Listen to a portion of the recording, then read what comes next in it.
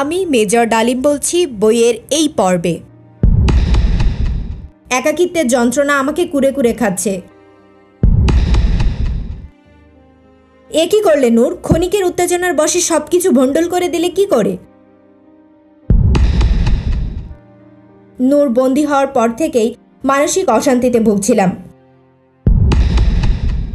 ইতিমধ্যে আমাদের 16 ডিভিশনের ইউনিটগুলোকে জরুরি ভিত্তিতে পূর্ব পাকিস্তানে পাঠানো হচ্ছে। যে সমস্ত ইউনিটগুলো পাঠানো হচ্ছে সেগুলো থেকে বাদ দেওয়া হচ্ছে বাঙালি সদস্যদের। এ থেকে ধরে নিলাম খুব শীঘ্রই আমাদের পোস্টিং অর্ডার এসে যাবে। আমার ইউনিট, আমার মাত্র 2 জন বাঙালি, তা হলেও তাই। প্রায় একই সময়ে নূর এবং আমার পোস্টিং অর্ডার এসে গেল। আমাকে যেতে হবে থারিয়ার আর নূরকে যেতে হবে কোহাট। একই সময়ে পোস্টিং অর্ডার পাওয়াই দুজনেই খুশি হলাম। এতে আমাদের মুভমেন্ট কোঅর্ডিনেট করতে সুবিধা হবে। আগেই সিদ্ধান্ত নেওয়া হয়েছিল পোস্ট অর্ডার পেয়ে নতুন জায়গায় যাবার পথেই কেটে পড়ব আমরা। এতে করে খুব সহজেই সপ্তাহখানেক জয়নিং টাইম কাজে লাগানো যাবে। কিন্তু সমস্যা দেখা গেল মতিকে নিয়ে। যে কারণেই হোক পোস্টিং অর্ডার আসতে দেরি হচ্ছিল। ঠিক হলো কিছু একটা করা দরকার। স্কুলে আটকে পড়া সব বাঙালিরাই প্রায় চলে গেছে পশ্চিম পাকিস্তানের বিভিন্ন ইউনিটে। হঠাৎ মতির মাথায় একটা বুদ্ধি এলো। ও সরাসরি পিন্ডি MS ব্রাঞ্চের সাথে যোগাযোগ করে জানতে চাইল বেঙ্গল রেজিমেন্টের অফিসারদের পোস্টিং ইনচার্জকে। ভাগ্যক্রমে জানা গেল ওই বিভাগের দায়িত্বে যে কর্নেল সাহেব রয়েছেন তিনি মতির পূর্ব পরিচিত। কর্নেল সাহেব মতির এক স্কুল মেটের বাবা। পরিচয় জানার পর মতি আবদার করে বসলো, আঙ্কেল, স্কুলে আটকে পড়া সবারই পোস্টিং হয়ে গেছে, শুধু আমিই পড়ে রয়েছি। আমার একটা গতি করুন। একাকিত্বের যন্ত্রণা আমাকে কুরে কুরে খাচ্ছে। Please uncle, you got to do something for me as soon as possible. জবাবে কর্নেল বললেন, তুমি চিন্তা করো না, আজই আমি তোমার পোস্টিং অর্ডার পাঠিয়ে দিচ্ছি। 6 ইস্ট বেঙ্গল রেজিমেন্ট পেশোয়ারে যাবার জন্য তুমি প্রস্তুত হও। মতি কর্নেল সাহেবকে ধন্যবাদ জানিয়ে বলছিল, সম্ভব হলে পেশোয়ার যাবার পথে মুলতান হয়ে যাবার চেষ্টা করবে ও। উদ্দেশ্য কর্নেল সাহেবের পরিবারের সাথে দেখা করে যাওয়া। পুরো পরিবারের সাথেই মতি পূর্ব পরিচিত। কথা শুনে মতি আনন্দে উচ্ছ্বাসিত হয়ে উঠল। It is all done sir, well done ended, it's really great.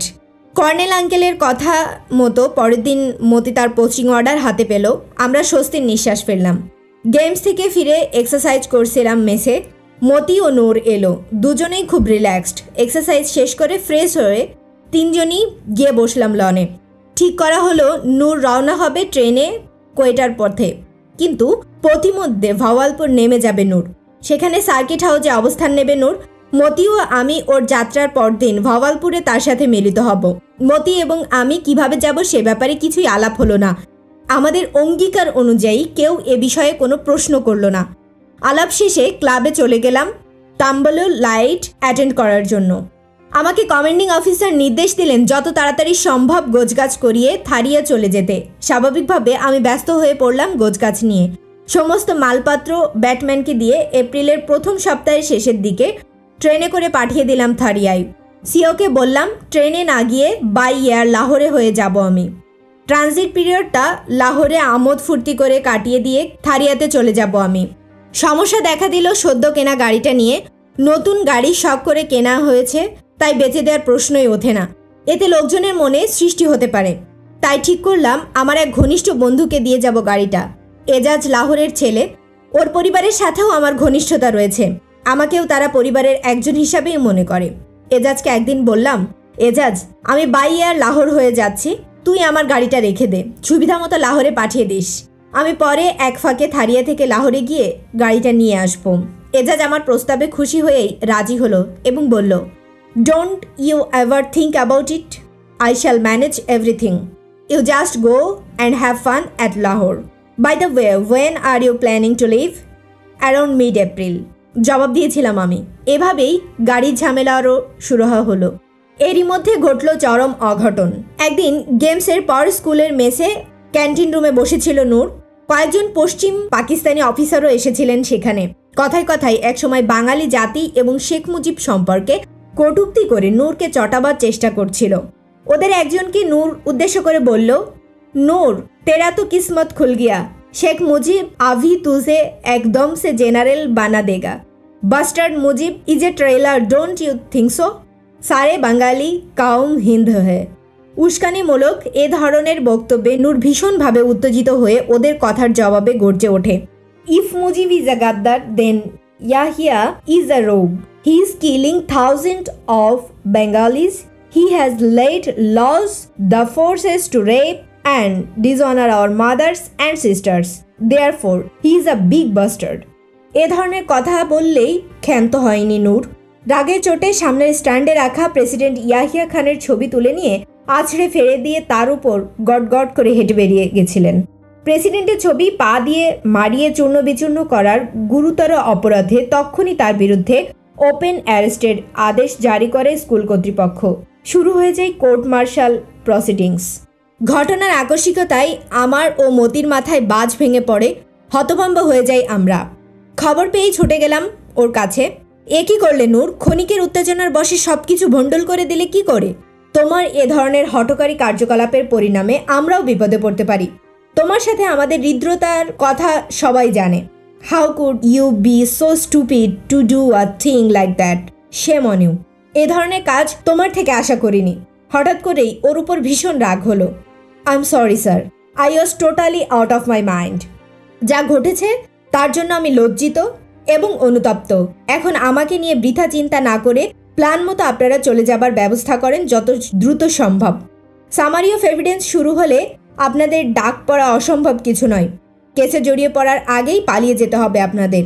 আমার যা হবার হবে, কিন্তু আপনারা ফেঁসে গেলে আর যাওয়ার সুযোগ হবে না।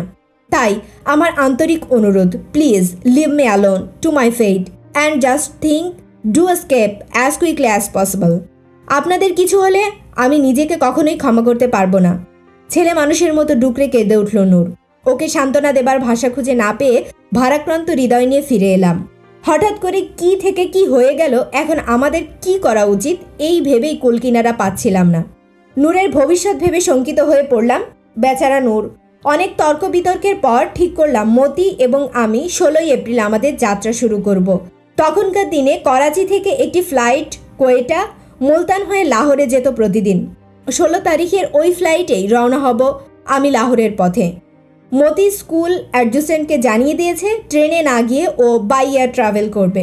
প্রতিমধ্যে মুলতানে কয়েকদিন কর্নেল সাহেবের পরিবারের সাথে কাটিয়ে চলে যাবে পেশোয়ারে। MS ব্রাঞ্চের কর্নেল সাহেবের নাম শুনে অতি স্বাভাবিকভাবে তার প্রস্তাব মেনে নিয়েছিল স্কুলের অ্যাডজুসেন্ট। একই ফ্লাইটে আমাদের সিট বুক করালাম। ওপেন অ্যারেস্টে থাকার ফলে আমরা নূরের সাথে স্বাভাবিক যোগাযোগ রক্ষা করতে পারছিলাম।